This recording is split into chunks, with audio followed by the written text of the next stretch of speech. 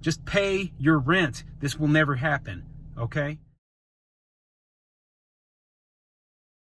What we're going to go over today is how to get money from a tenant after they've been evicted, okay? And the reason I'm going over this today is because with all these eviction moratoriums and everything, we know that there's a lot of tenants out there that haven't paid in a long time. And as soon as these eviction moratoriums are over, we're going to need to go after that money.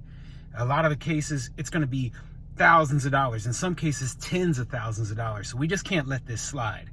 So we need to work together in order to get this done. So let's get into it. So the first method of getting money from a tenant is to withhold the security deposits, okay?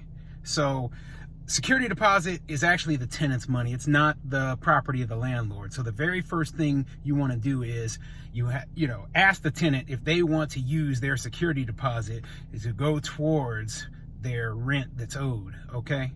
And the reason that you're going to do that is because at least you'll be able to recover something. Otherwise, that tenant still is the actual owner of that money. So if the tenant authorizes you to get to take the security deposit as some of the money that's owed, then that works out great. Now, of course, you do want to make sure that if there are repairs or anything that needs to be done after the tenant moves out, that you're compensated for that as well.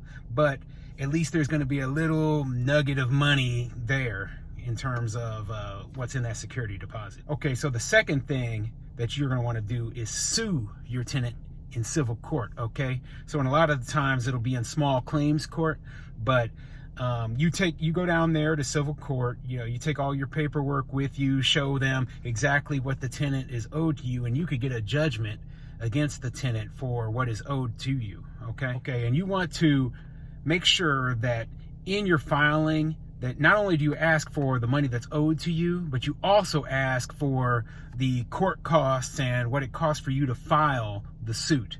That way you are fully compensated, okay? Because this is their fault. They didn't pay you. You need to get your money back. And it's only fair.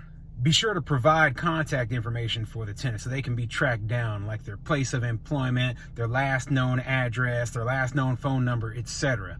So they can't say, well, we can't find this person, or they'll make every effort to find this person.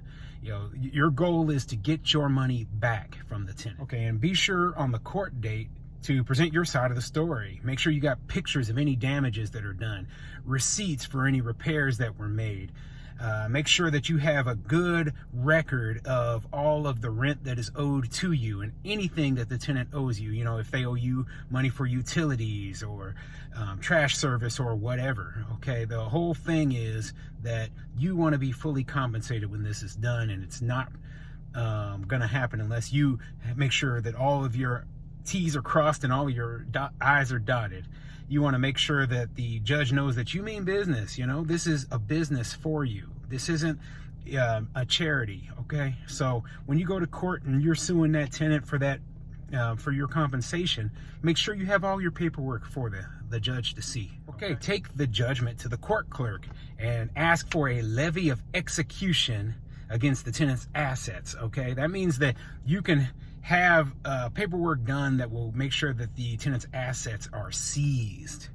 This is all legal, by the way, right? We're going after our money that is owed to us as landlords, that they don't get away with free rent. That's not the way this works, okay? We get what's owed to us. Okay, if you have a copy of a check that the tenant wrote for any reason in the past, such as rent or deposits, you can give them the account information from that check, right? And request to have the sheriff serve an account levy of execution order onto the bank. And what that means is the bank is required to freeze that account. Okay? You can freeze these tenants' bank account.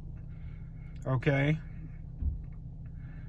And if there's not enough to cover the entire judgment in the account, the bank must empty the account and send the money to you. Yeah, we're going deep here, okay? We're having banks emptying out people's bank accounts. We're having all sorts of stuff that's done. It's not right to take the money of a landlord and treat it like the landlord can just go broke. I'm sorry, but We're suing tenants. We're getting their bank accounts frozen. We're doing whatever it takes to win. Okay, if you don't have the tenant's bank account information, you can file levy execution against the tenant's other assets. And what exactly do I mean by that? Well, you can file levy execution against, like, if the tenant owns a car, okay? You can have the car seized. Can you believe this? I mean, really, we're going deep. And I realize that a lot of people, they think this is unfair. They think this is wrong, that landlords would have to go this far. Just pay your rent. This will never happen, okay? Walking away with $15,000 or $20,000 owed, that isn't going to happen, man. You think that a landlord can just blow that off? They can't. We're not rich. We're small landlords. We're going to sue you. We're going to get what's owed to us, whether there's an eviction moratorium or not. Finally, garnish the tenant's wages. I like these. I like these a lot, okay? This is getting what the tenant deserves, Seize their bank account. Well, first of all, sue them in court. Seize their bank account, seize their assets, and garnish their wages. It says in most states you will be limited to collecting 25% of the tenant's paycheck for your judgment. But once the garnishment order is in place, it continues each pay period until the judgment has been paid in full. The tenant quits the job or a court order stops the garnishment. That's good news. You do not need an additional court order to file a wage garnishment for your judgment. You simply file the request with the court and provide as much information as you have about the tenant's current employment venue. The company is required to withhold the proper percentage each payday and send it to you.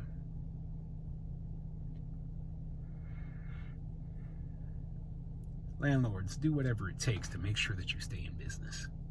That's all I'm saying, okay? Tenants, pay your bills.